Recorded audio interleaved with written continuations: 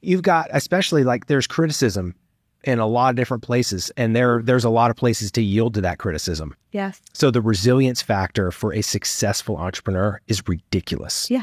I mean, you really have to find your own space where you can just have your own dialogue, right? Where you have where you have like earmuffs, blinders, where it's just you and your thoughts and the things that your body are telling you are true, right? Like take a step forward.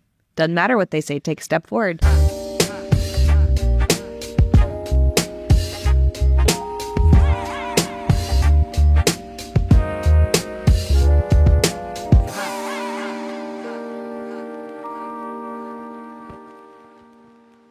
So you got baked goods and stuff like that. What is sort of your first sweets memory?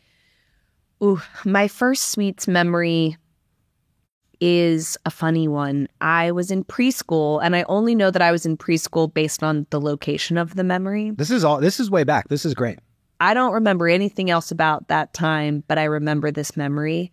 My mom had come to pick my older sister and myself up from the kindergarten preschool we were going to. And we were in this, the family car was this like dusty blue Ford Taurus. Okay. I know exactly where I sat because I sat in the same seat. I always sat in the back seat behind the driver. My sister always sat in assigned seats. Always assigned seats. My mom definitely had a system to things.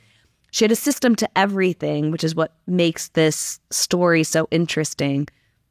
She's pulling out and going like halfway down the driveway of the school. And then out of nowhere, she pulls the car to the side and she reaches back for her like purse that's in that, when you used to have sedans and there was like the armrest that you rest things on. Mm-hmm. And I'm like, we didn't do anything wrong. Like, why is she pulling over the car? She goes and grabs her purse, and out of her purse, she pulls a bag of sugar babies. And I remember what time of year it was because the sugar babies were warm.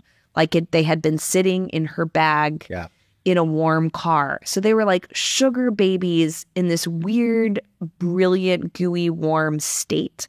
Oh. And she ripped open the bag and she poured a little into my sister's hand and poured a little into my hand, poured a little into her hand. These are like, mom had rules. Like these were not normal. This is not a normal mom thing.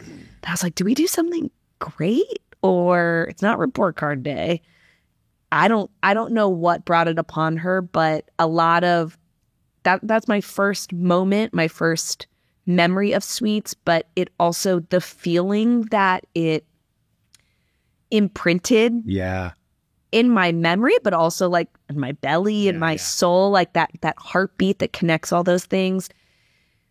That moment of like surprise, what the heck are we celebrating moment, and the power of it. Like I sort of, my mantra is like in every part of my life, business or otherwise, is this: you've been training for this moment your entire life. Mm-hmm. You just have to look around and put the pieces together to know it and to acknowledge it. And that's probably my earliest example of it. Okay, so I totally thought you were going a different direction. Oh God, what did you think it was going to be? It was like, we pulled over to the side. She got out of her purse. I thought it was like her driver's license. Y'all are getting pulled over. And then she was going to give baked goods. I just want to be clear, Chris. That's definitely, my mom's name is Greta. That's definitely a Greta move. Okay. She 100%, oh, I'm so sorry. I have this extra brownie in like a little baggie. Are you hungry? Like, I'd kill them with kindness, but also I want to acknowledge that I was going too fast. The rules a little bit. She is a lead foot. Okay. She gets places quickly. Okay. She's very efficient, and she uses those baked goods for all different. All right. So here's what I'm learning about Greta. Okay, and then we'll talk about female influences. But this is what I'm learning about Greta. She has a system for everything. She's a lead foot. Drives fast. She has raised you to have a styrofoam plate of something when you're visiting somebody that are baked goods. And I think I already said she has a system for everything. So those are the breads. And she also knows the secret to life is always having a snack in your bag. Oh, my goodness. All right. So it's true. This is amazing. Where are you guys from, though? Ohio. Oh, my gosh. Okay. With a little Virginia interlude in between. Just between Cincinnati and Columbus, Clinton County, Port William, Ohio, population 218. I was born at Wright-Patterson Air Force Base in Dayton. Yeah. Oh my gosh, neighbors. Ohio buddies. It's happening. I love it. I'm not an Ohio State fan. It depends on who's playing this weekend as to whether or not we're allowed to be friends. Can we make eye contact? No. Unless it's Michigan, I'm more of an SEC guy. Okay. That went down the wrong pipe.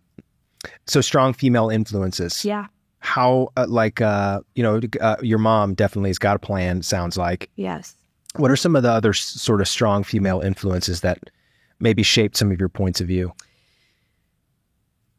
Both of my grandmothers were incredibly fierce women. My mom was a working mom and an accountant. So I would say, between January and April 15th, my grandmas played a really big part in my upbringing because they were sort of like the de facto caregiver because my mom was busy crushing it at work. Yep. Fierce grandmas, they each loved to bake, that they had a different style of baking, but baking, spending time in the kitchen, making something, pulling it out of the oven was a part of just the daily routine and daily life. One was a little softer, one was a little harder, one was a little more quiet. They both were quiet, but one was a little bit more That's like gusto. Yeah, like country grandma, tough love.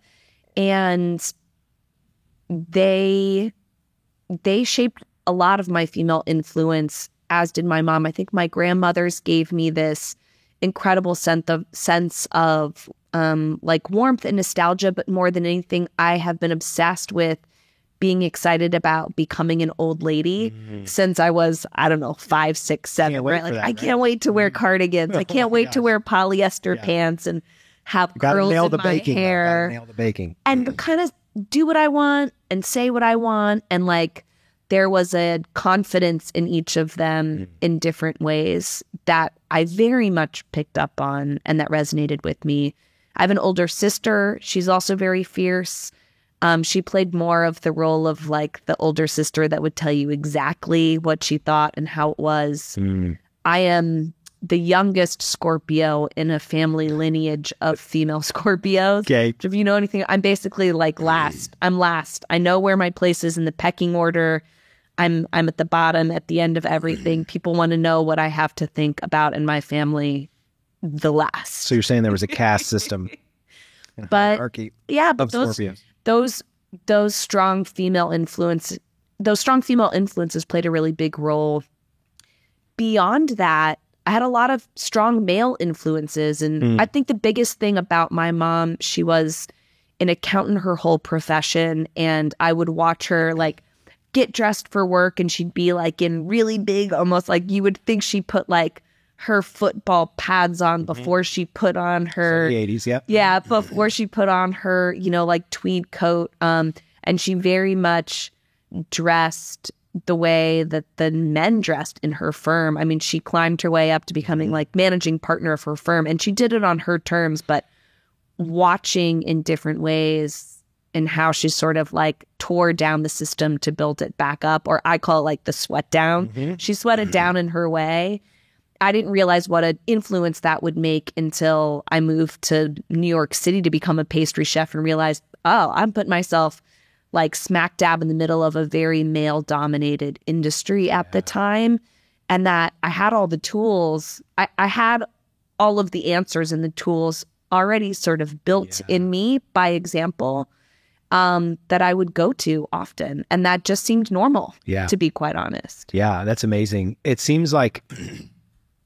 it seems like one of those stories that you have a lot of vivid memories. It seems like, but at the same time, it's one of those pieces that you really respond to how things feel, right? Super emotional. Yeah, super emotional. So there's emotion attached with this. Was there sort of does that sort of permeate everything that you do? I wouldn't describe myself as an overly emotional person, which is very funny to say because the truth of the matter is that I use my gut to guide almost everything that I do, from my personal relationships to how I think about building and running Milk Bar, it's all very guttural and instinctual. I love the intellectual side of it.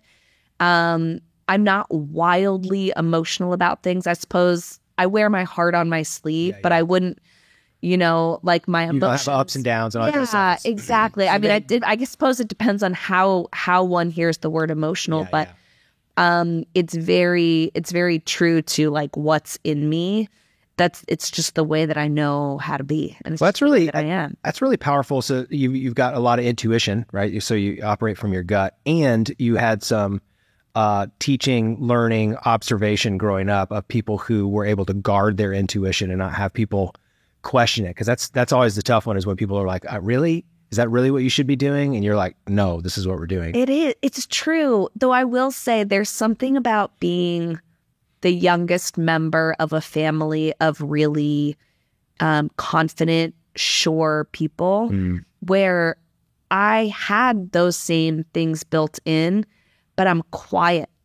I am a resting introvert. Okay. Like, if it makes no sense what I do on many levels, it does, because to work in a kitchen, it's a very solitary pursuit. You're doing it late at night or early in the morning when no one else is awake. And you at least, I got into the profession because you did it behind closed doors. You could sort of be the person that was baking the things that then showed up on this plate to make someone's moment.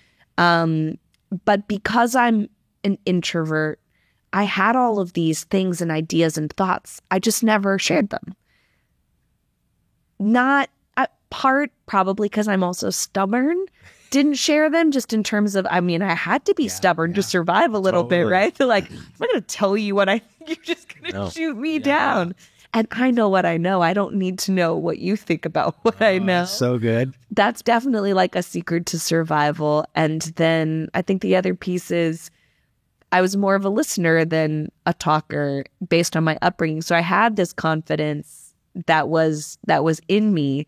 But I never really had to think about saying it out loud because I knew it instinctually. I knew it deep inside. And so when I decided after like going to college, okay, I majored in mathematics, Italian language. So I'm either going to be an actuary or a translator. And I was like, you might want to. So I want to go back and rethink that, Christina. And I thought, well, I also really like to bake. And so I know what I'll do. I'll move to New York City. I'll go to culinary school. I want to become the best possible pastry chef in the place that would be the hardest to succeed. And so I just told my mom a few days before I was going to move to New York City, hey, Mom, I'm going to move to New York City. She's like, you don't know anyone? You don't have a place to live. Where are you going to work? Sort of thing. And it was a quick conversation because it was like, I'm going to figure it out. Don't worry about it.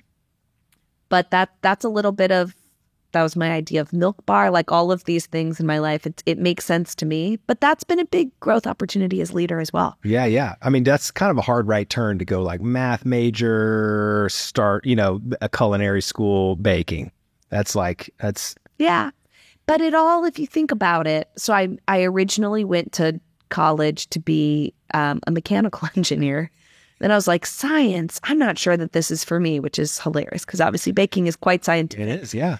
But what those two things represent, what those two subjects represent, were things that I was like, had an undying passion for. I still have a book of math problems that I keep in my bag for when I like travel in case I get bored. Because doing amazing. Math problems brings me joy. And I speak Italian to my daughter, Frankie, because speaking Italian, speaking a different language, especially this language, brings me joy. So my guideposts have always been, do the things that you're the most passionate about. And for me, passion is the things that you opt into, the things that you do regardless of what everyone else is doing and whether someone's looking or not. Like, they're just the things that bring you the pure, unadulterated joy that make you feel most like you. Yeah. Those were those two things. They seem a little wacky. It's definitely right brain, left brain.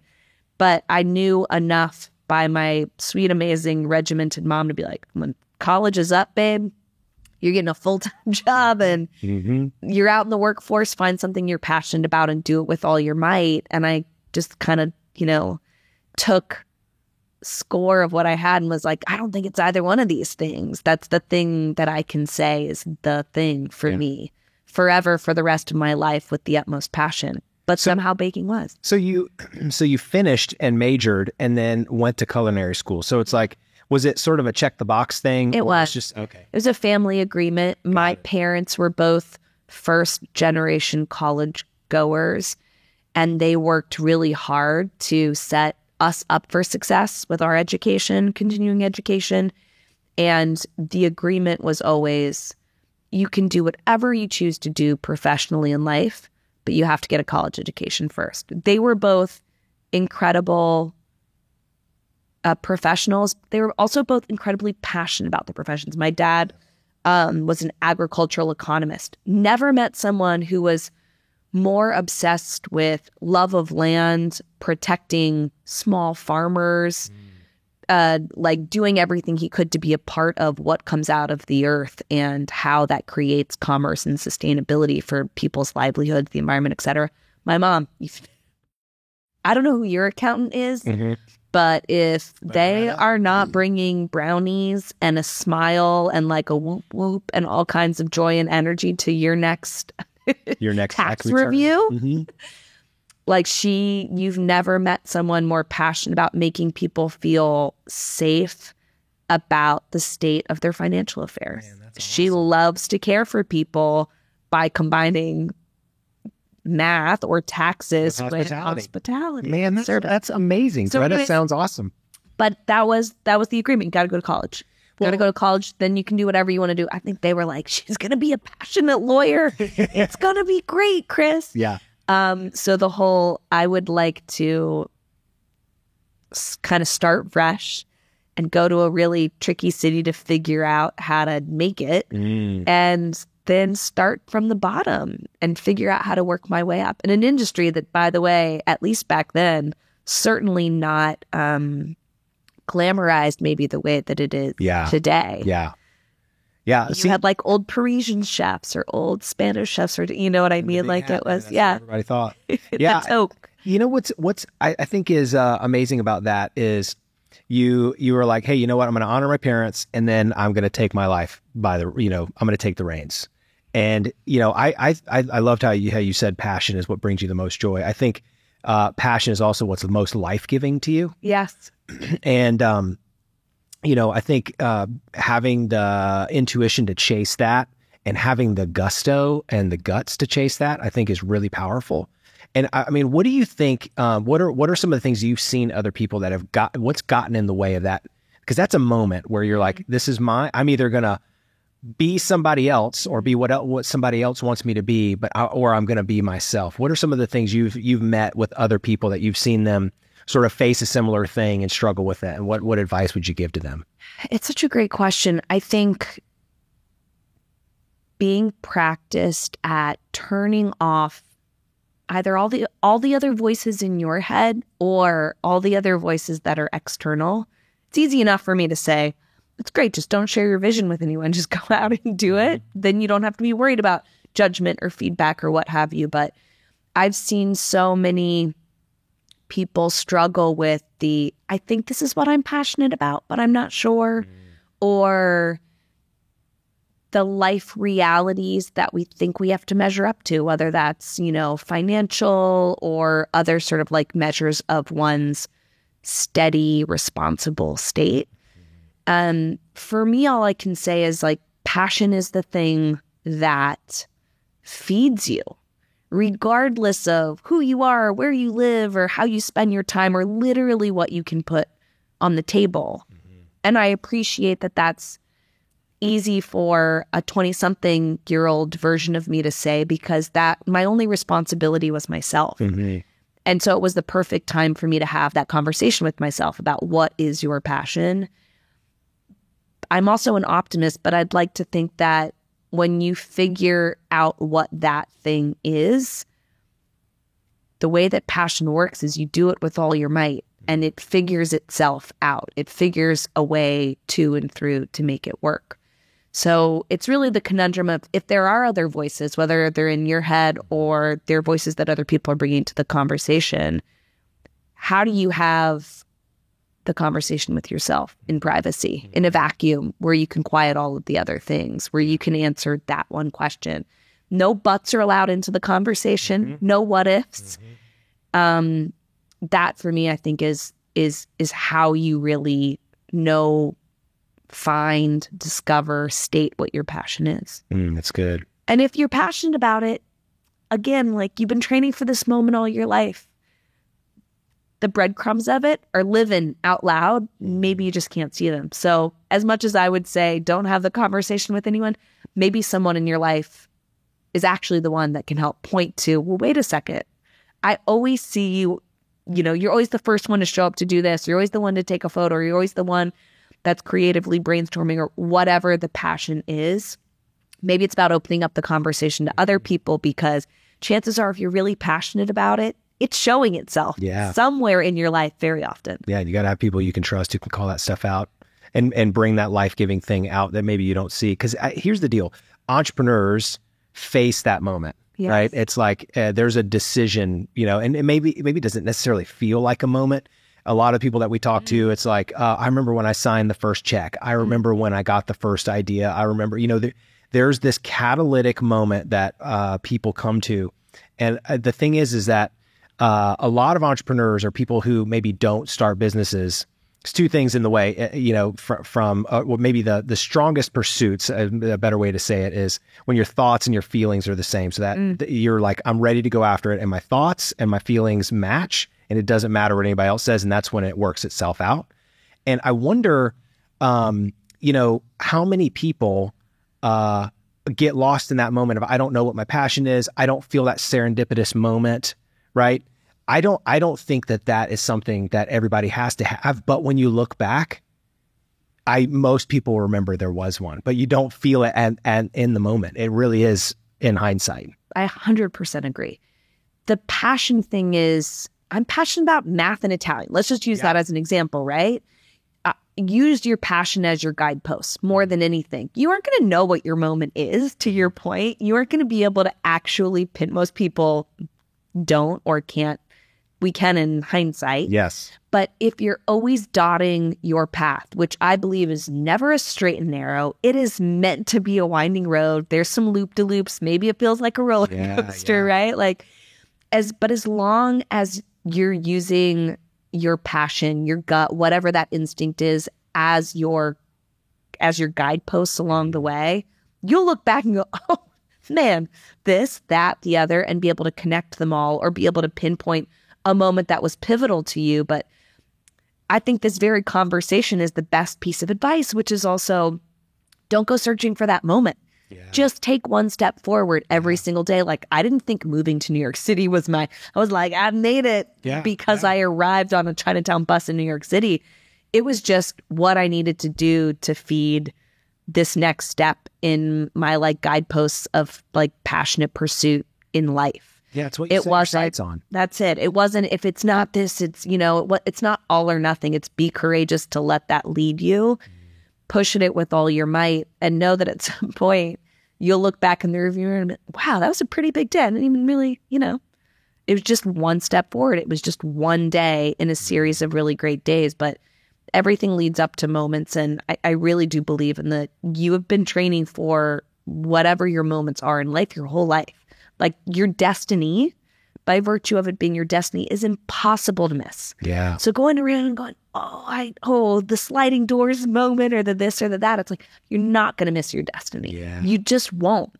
Otherwise, it's not your destiny. So don't woulda, woulda, coulda, shoulda-ing it, and don't go looking for that big break or big moment, and just look at everything as one step forward, the opportunity to take one step forward. I think that's one of my favorite parts of being an entrepreneur, is the moment where there are people, and I think this is the threshold. You either cross over or you don't. People will come up with it. Lots of people have ideas. And it's one of those moments where you are going to decide everybody wants a sign that success is imminent, right? And that failure is not going to happen. And there's a lot of people who stay and they wait on that point. I think the best part about any artist or entrepreneur or anyone that's taking a risk decides, you know what, it's success isn't a guarantee, but I'm doing it anyway. Because I have to. Yeah. because I have to, because it's not about failure or success. I have to because it's what is in me that has to come out. One of the things, though, you're checking in with yourself a lot. You've got this, like, you talking about your intuition and you're like revisiting these things. It seems like you do some check-ins with where you're at and why you're doing what you're doing. And maybe they're short, slight. You're like, you know what I mean? It's almost like you have like a daily, what's my intuition today? I'm doing the right thing. I think that's probably, it's like a temperature take. I'd say I have a pretty healthy internal dialogue, and I'm pretty hard on myself in that internal dialogue. And so I'm constantly trying to find like homeostasis in my own head. Yeah. To sort of say, like, did you leave this place better than you found it today? Right? Like, are you happy with what you're doing? Are you driven? Did you do good today? Like, are you proud of the work that you did today? What could you do better? Like, I'm constantly searching for what that homeostasis is, but it's not like a practiced routine or ritual. It's just my reality, whether I'm walking to the subway or I'm usually a long distance runner, because that's where I can really go to, I think, be with my thoughts and then quiet them, because at some point you got to tell them to hush up. We're taking a step forward. We're doing this today, whether you like it or not. But I think allowing for that is important. Again, I'm not practiced at anything like prescriptive. It's just, it's not like I let all those answers. No. And I'm so impressed by people that do that sort of stuff. I just know it to be true in my head. Like, if you're knocking on my door up here at, and we're going to have a chat, let's have a chat. But I use that as part of my guideposts as well. Man, that's so good. Well, we talked about getting to culinary school. Talk about maybe the birth of Milk Bar. Oh, so culinary school, made it through.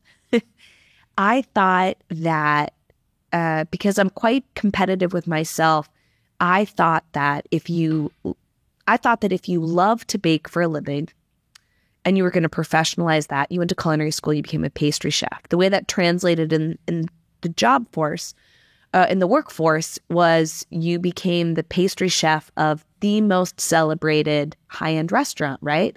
It's high-end for a reason. We're taught to think like about hierarchical pyramidal thing. Okay, it's the tippy top. I want to be the best at what I can be with my passion. And so I worked my way up fine dining restaurants in New York City, which in and of itself was an incredible education on many different levels, of grit, of will, of is this really your passion? If you're getting stripped down, of not being good at it at first, and then having to come to terms with what it takes to really learn and hone a craft aloud, because you don't do it like a kitchen is full of people that are staring at your successes and mistakes. Yeah. It's hustle, it's bustle, it's intense, right? It's I learned so much there, but what I learned most importantly in my journey was I would get to the top of these fine dining restaurants and sort of go, where's the plate of brownies? Like, I loved so much about the profession of being a restaurant pastry chef, but I could never find the part of myself and my passion that was like the Greta showing up with the plate of cookies. That the underdog nature of that, the accessibility of being able to show up on someone's doorstep, the power of a little square or a little round of something, and the joy that it brought in a democratized, really accessible way. And so I got out of the restaurant industry because I couldn't see myself fully in it. I tried a bunch of different things on for size. I tried being a food stylist. I tried being a caterer. I tried being a food writer. I tried being a food photographer. I tried so many different things on, but I really missed being in the kitchen. Again, not a straight and narrow path, right? And I was like, what would be great is if I could take everything I knew about being a pastry chef and the parts of it that I loved from a technique and an innovation standpoint, but weave it through the lens of something that my mom would walk into or show up at your doorstep with. I looked around, it didn't exist. There were high-end restaurants, and there were this sort of like cool retro bakeries where you could get like an oatmeal raisin cookie or a red velvet layer cake, all great things. But I had this idea that I could democratize dessert in a way that reached beyond what the matriarchs of my family did and met me where I was in my pastry chef journey. And my sort of like self-dialogue is, when you look around and you think something should exist that doesn't in the world, what do? You build it. And so I figured out how to find a space, sign a lease, and I opened the doors of Milk Bar November 15th, 2008. That's unbelievable. Crazy time to open. That is a crazy time. When something makes sense in your head. Yeah. And you look around and it doesn't exist. Yes. What do? Like, were those your moments every time you started a business? Yeah. So the thing that's awesome is, when you're starting a business, I was closing one for different reasons. That recession was wild, and I was in the real estate market. So I like really complex problems. I like to solve really complex problems.